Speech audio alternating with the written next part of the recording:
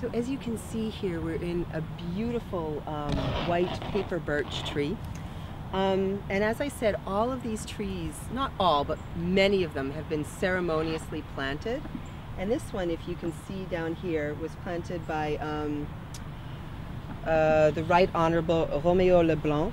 And he was a Governor General in Canada. And as you can see, there's even some really nice quality mulch that seems to be like it's not toxic. Usually when you have cedar mulch out there, you can smell it for months, if not years. And this just really seems like it's nice, you know, really nicely done from trees or from paper mill waste. So we'll ask about that next week. As you can see, it's just a beautiful tree. Let's go look at the other one, because I'm a real fan of birch trees. Let's see who planted this one.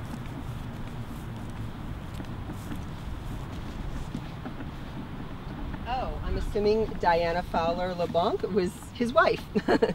What you will see out here, what's really a lovely, almost romantic kind of touch, is you will often see couples will have trees next to each other. So I'm not sure if Kate and William are going to plant two separate trees, but Jackie and Jack Kennedy, the former president of the United States, they have two trees right next to each other.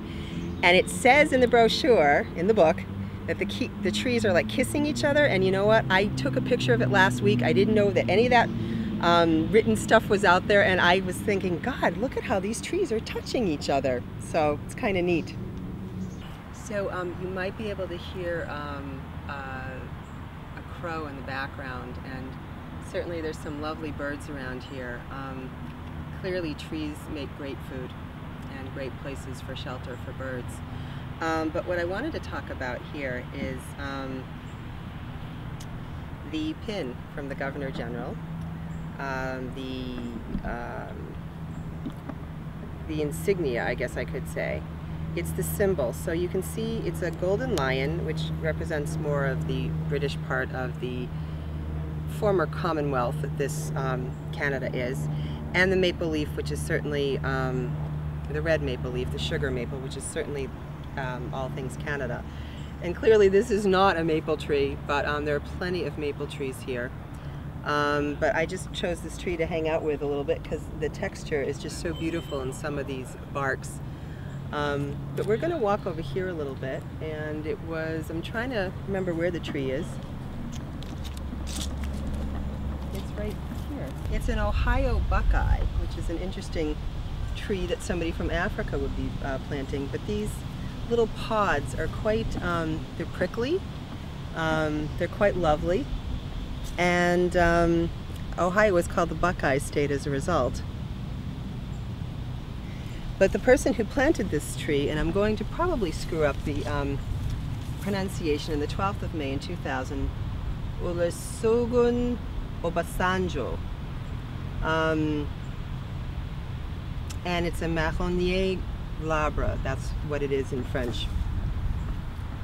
And he was the president of the Republic of Nigeria.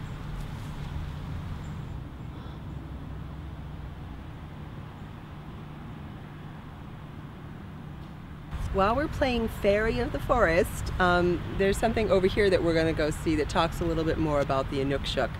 And so I thought you'd appreciate that.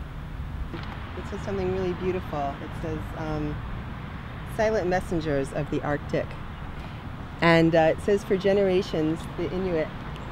And those are the people who would be living in the north, very, very north of Canada.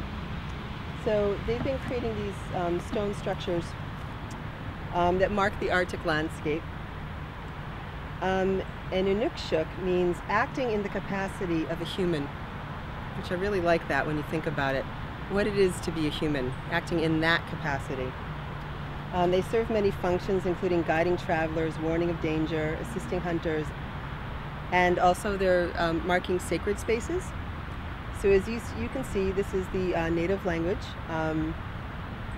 and in its symbols, and then there it would be sort of in a translation that one could read. There are two groups of people who have very similar names in Canada. There's the Inuit, who are at the very far north, and then there's the Innu, who would also be known in the French name as Montagnais. Two different groups of people living fairly far north, but the Inuit are further north. And I do have some friends who are what would have been called Montagnais or now Innu, and they're really done a good job at reclaiming their language because they didn't lose as much of it. So that's another big issue in Canada, is people reclaiming native languages, First Nations languages. You find that in the States as much, but there's a lot more respect and a lot more effort given towards it here. We just passed what in Canada is known as National Aboriginal Day or First Nations Day, which is the same day as the summer solstice, June 21st. And so all across Canada you will see celebrations marking this, and it's a real, while Canada hasn't done as full of apology as some people might think that they could do, it's a strong step in the right direction. Many of the First Nations in Canada feel that there could be stronger steps, much more negotiation between nation and nation, because many of these First Nations are not simply just a part of Canada, but they're their own separate nations. And they often negotiate with the Crown on various treaty issues, especially out in BC, where much of the land was never ceded to the English settlers. So this was donated by MDS Nordion and also the Royal Canadian Geographical Society.